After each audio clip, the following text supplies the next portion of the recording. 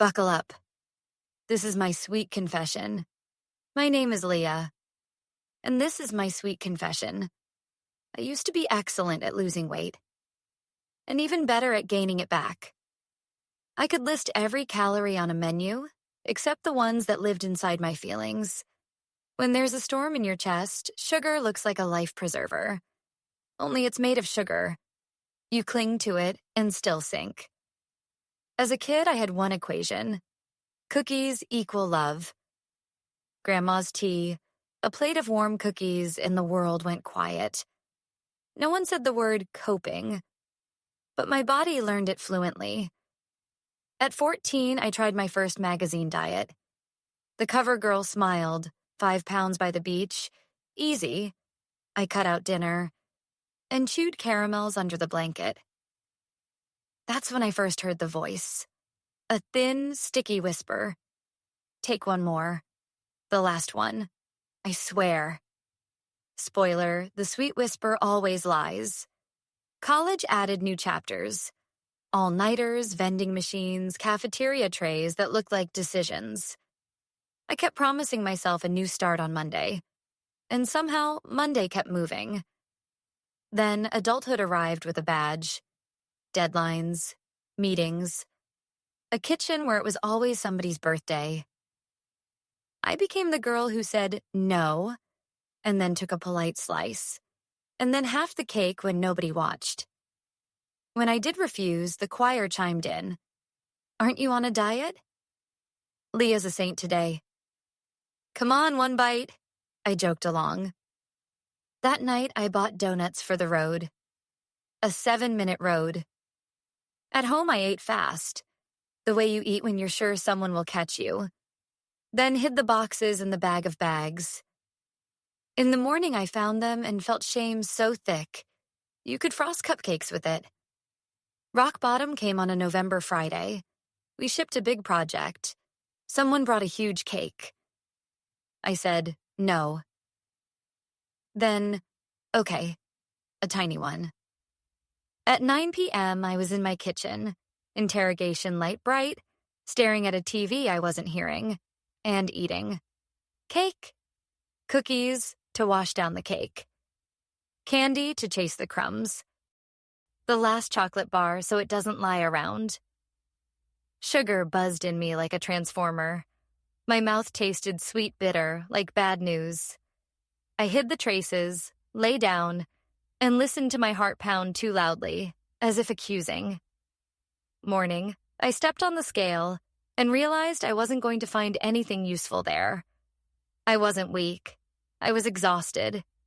A prisoner of rules that looked like help and felt like handcuffs. Great at counting, terrible at listening.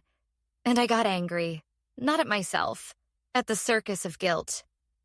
That never-ending show called New Me on Monday. That day, I didn't go to the gym to burn it off. I went for a walk, no phone, like a date with myself. Snow squeaked under my sneakers, and I thought, what if I don't need a new me? What if I need me?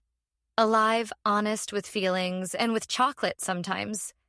So I began negotiations with cravings. No magic. Rituals.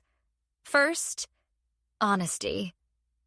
I bought a tiny plate and a pretty fork. If I eat dessert, I eat it in the light. On a plate, no phone. No secret caramels in the dark pantry. The first time I ate slowly, really slowly, it felt awkward, almost performative. But then the taste turned up like music. The crunch, the creaminess, the little citrus note you only notice when you're not hiding. 3 perfect bites. Enough. The first time I didn't believe it. The second time, either. By the third, my brain stopped screaming more and whispered, surprised, we're still alive. Second, portions. I broke up with family size. I'm not a family of 5 under a Sunday blanket. I'm Leah. A small portion is enough. One and done. I even practiced it at home. I plated 1 mini dessert, closed the box, walked it back to the cupboard, and sat down again. Sometimes I cheated and added a semicolon, took one more. Still better than the old ellipsis. And empty boxes. Third, night raid armor. When I'm tired and hungry, my brain heads straight to sugar like it's on rails. So I put a speed bump in the track. Before the candy box, a glass of water and something with protein. Yogurt, a little cheese, an egg. Not punishment. Protection. Often that turns I need sugar now into I want a little. Beautifully. Fourth, attention hygiene. I stopped eating while scrolling. If I can't remember the scene, I won't remember the taste. And my brain will keep asking for more. I muted the food police. Friends, please don't comment on my plate. At work, I learned to say, looks amazing, I'll pass today. The world didn't collapse. Inside, it finally got quiet. Fifth cycles. 2 or 3 days before PMS, I want sweets more. I used to fight it. Now I plan it. 2 mini desserts in the fridge, bought on purpose, not accidentally. When the craving arrives, it doesn't ambush me. It knocks politely. I say hello, set down my tiny plate, turn on the light, and eat without fear, without apology. Then I added scenarios because life is not a lab. Scenario 1, office birthday. Old me. No thanks. Okay, fine. Maybe a second sliver. New me. I take the smallest perfect corner, sit down, slow bites. If the choir starts, I smile. I make it precious, not endless. People blink and move on. Scenario 2, stressy night. Old me, open everything, fix nothing. New me, lights on, water, a little protein, 3 deep breaths. Then a small sweet thing. Plated, seated, noticed. And then bed, not bargaining. Scenario 3, date night. Old me, no dessert for me, then finish his. New me, we order one to share. I take the first beautiful bite. He gets the last. We both win. Scenario 4, family comments. Old script. Are you sure you want that? Spiral, new script. I don't discuss my plate. Short, kind, effective. I also wrote my reset, a plan for the morning after I overdo it, because I'm a person, not a policy. Coffee or tea, water first. A slow walk, 10 minutes count. Protein-forward breakfast. Not punishment, just stability.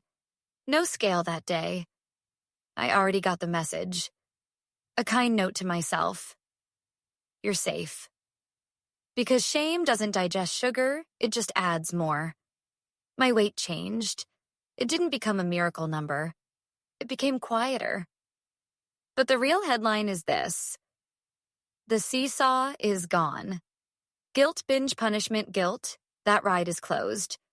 I live on the ground now. I eat real food. And sometimes a heavenly dessert.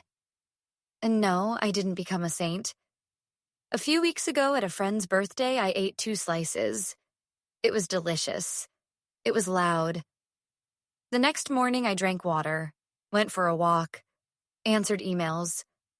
And I didn't send myself into exile. I just kept living. Because guilt is not a strategy.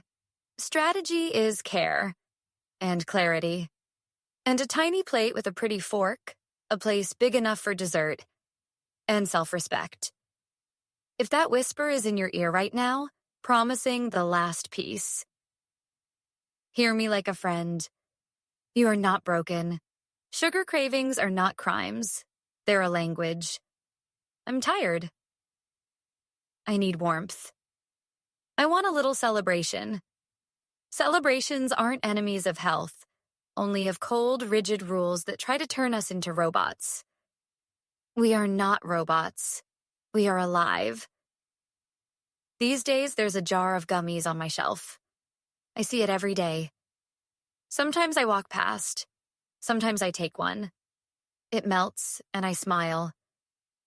I don't want the whole jar because I know something new. Sugar isn't a ticket to heaven or a road to hell. It's just sweet. And in a world with so much bitterness, sometimes that's exactly the right taste. I didn't learn to fight sugar.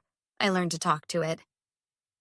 Some nights it still shows up and whispers, "Leah, like before?"